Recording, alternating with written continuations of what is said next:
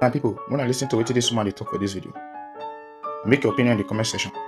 I beg, follow us, like our video, share. FCT Minister Nyesom Wike has sparked fierce backlash online after making controversial comments in the midst of the nation's pain and protests, addressing members of the Nigeria Union of Teachers at the FCT Administration Secretariat in Abuja on Tuesday.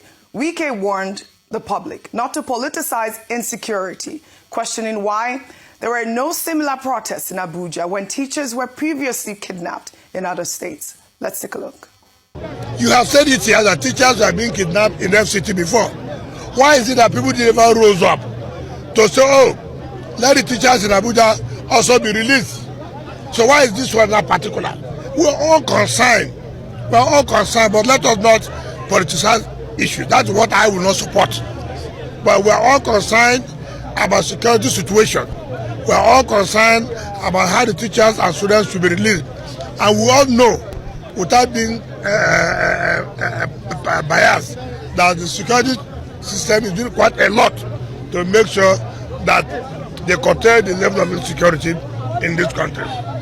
Again, let us face reality that no government will on its own say, let there be kidnapping every day. It's not possible.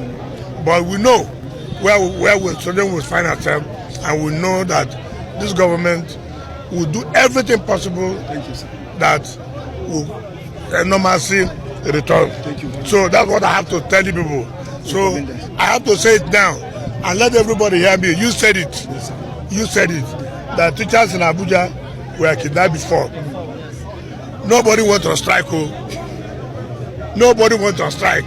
So what concerns you concerns everybody. What concerns Abuja also concerns everybody. So when it gets to our own, people should also rise to the same occasion. Well, those comments did not land well with some users on social media. Well, human rights activist Omoyele Sowore, who joined the protest in Abuja, fired back, calling Wike a foolish man for telling grieving Nigerians not to politicize the abduction of their children. Let's take a look. He's a foolish man, and I'm saying that in front of his office. He's lucky that I didn't meet him here when he was saying that rubbish. Revolution now. Yes. How can you say that you should not politicize when he himself is a product of the politics of insecurity himself? So, if he had said that while I was there, I would have told him to his face that you are a foolish man and let him do his worst. But he left before I got here. Well, there are many, views to these comments. Now, I'd like for you to comment on, I did present a bunch of stories. Protests across the nation. Senate President, calling for also unity as well as Wike. And I thought Wike's statement was quite weighty because if you look at it on both sides, and this is the conversation I'd had, with some of my colleagues yesterday, about the fact that we are seeing these sort of abduction across the nation.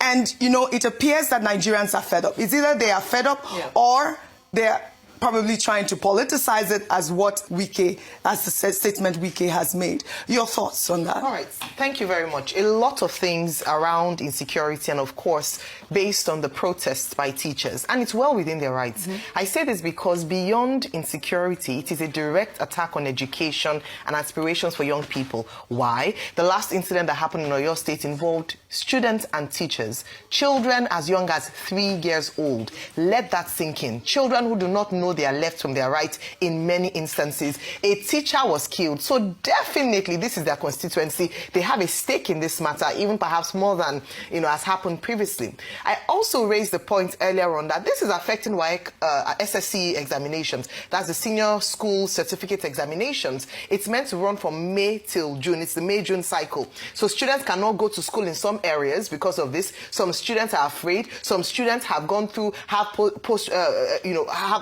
this trauma based on what has happened to their colleagues in school. So you would imagine that this is education amongst the other myriad of issues that's plaguing education in Nigeria. We now have insecurity to deal with.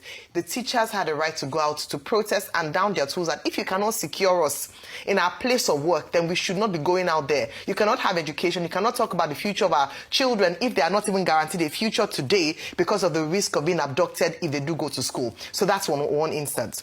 The other, and I'm glad that largely was peaceful. They placed their demands and they were very, very, honest about their stance on this matter.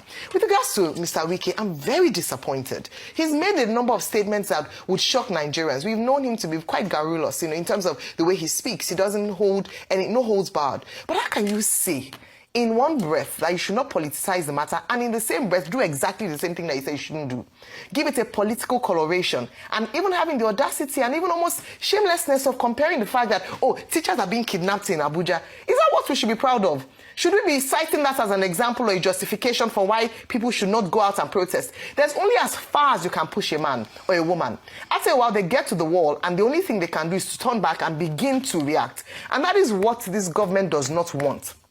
We're trying to prevent a situation where Nigerians, who are perhaps the most long-suffering, endurance as our middle name, come to a point where they're saying, you know what, enough is enough, we cannot take this any longer. So you can have, they say every day for the thief, one day for the owner. You could have had hundreds of kidnap situations in Abuja, but one day, when the people rise up because of a lack of attention to the matter, you cannot blame them for coming out to speak and then begin to put a political coloration by saying, why is it happening now? No. Nigerians are angry. Yes. If he cannot read the room, Nigerians are sensitive, and anyone who puts a foot in the wrong direction will get it from them. And we don't want that to happen. We want to contain the situation so that we will not have a breakdown of law and order.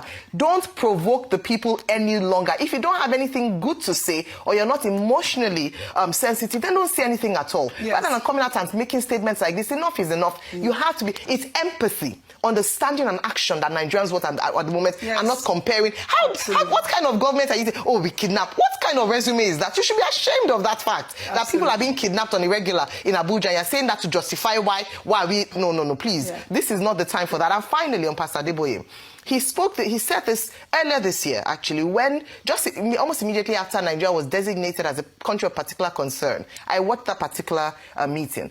It was at their monthly Holy Ghost service, and he was speaking tough because, as always, because of the large influence that he wields, whenever a situation like this happens, people would ask, what are the pastors saying? What are the imams saying? Religious leaders in Nigeria play a critical role, whether we like it or not. Yes. And he was giving this ultimatum that rather than the US come and do the work that the government is supposed to be doing, let the government take action and move on this matter. Yes. Unfortunately, the 90-day deadline has passed, and we haven't seen this done. It is good for them to continue to speak up, and even behind closed doors, continue to hold these governors and governments and presidents, governors to account, because they have their ears. In some instances, they're even more powerful than House of Reps members, because they're closer to the people, they hear the voices of the people, and they also have the ears of the leaders. So he was well within his right to do so, and I hope that he will listen this time. I hope so. I mean, the issue of politicizing this incident in Oyo State, and in fact, in the insecurity across Nigeria, is really my stance here. I don't believe that any politician should politicize this issue, and people that are going out to grieve and to protest have every right to protest. Now, I'd like to present my submission here. The kidnapping of children from their classrooms is not a political issue. It is a national emergency. Every child still in captivity is every Nigerian child. We condemn in strongest possible terms every act of terrorism, banditry, and violence against innocent Nigerians. To those holding our children, release them now.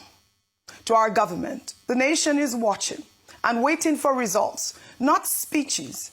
And to every Nigerian, this is not the moment for politics. This is the moment for unity. Our children need us to be one voice, one Nigeria, until every single one of them comes home safely.